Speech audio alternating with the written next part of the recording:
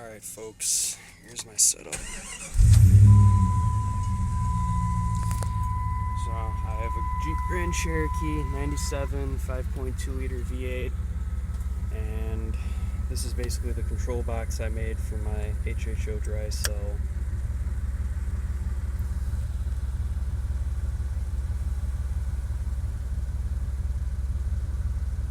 And that's as high as she goes. That's actually, I don't know if you can see. That right there is the 30. All my electrical components are rated for 30 amps, but I've never been able to get it that high. Right now I'd say it's running at probably about 16, 17. I always would have liked to have it running in the 20s, but that really happened. Excuse my poor mounting job here, but this is just a standard kind of low-grade PWM. It's that, and then I actually have the cell mounted in the back of the Jeep, and I have the wiring and tubing running through the body right here, and then up and through the firewall into the engine compartment. So I'll show you the generator first.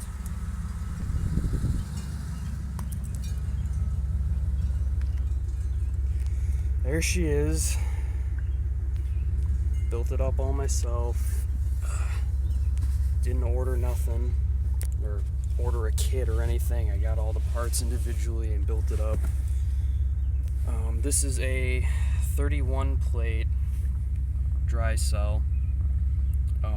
I used, the plates themselves are 5.5 inches wide, but the O-rings I used in between are 16th inch. Slightly less than 16th inch because they're compressed, and 5.25 inches wide. So I mean, I did the calculations somewhere, and I know how much total surface area and such I have, but basically I'm running 5 neutral plates. Yeah, I have, this is my main reservoir for the electrolyte solution, which follows this tube down and then splits off and goes into the bottom of each side of the cell. And then I have 2 coming off for the gas that bubbles through the main reservoir and then follows this is just a plug, follows this tube out into the bubbler. And with my 31 plate dry cell running at 12 volts with 5 neutral plates, I'm only getting about half a liter per minute. Not very impressive. So as far as the plate configuration is considered, it is 3 half-inch holes in each plate, running from say this is your plate right here. You got 1, 2, 3. And I just have those 3 holes drilled through each plate for circulation.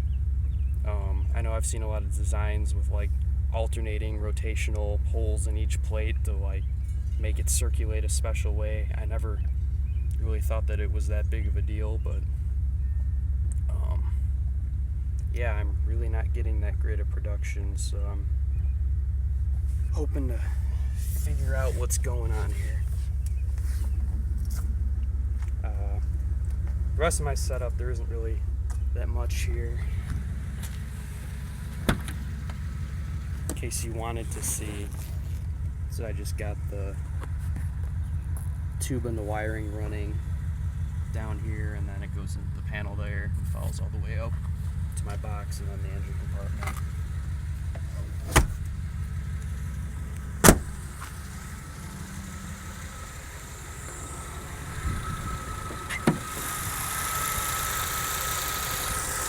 And there she is right here.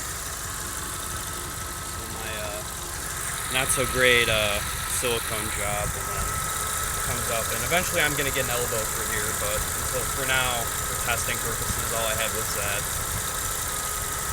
And, yeah, I haven't gotten anything to adjust my O2 sensor or the fuel mixture yet. I wasn't really concerned about that until I could at least get the production up to what I thought would be a generator that would be good enough to generate at least 2 liters per minute, but through my test, just timing with a half-liter bottle, it took an entire minute just to fill that bottle up. So, not very good. Let me know what you think.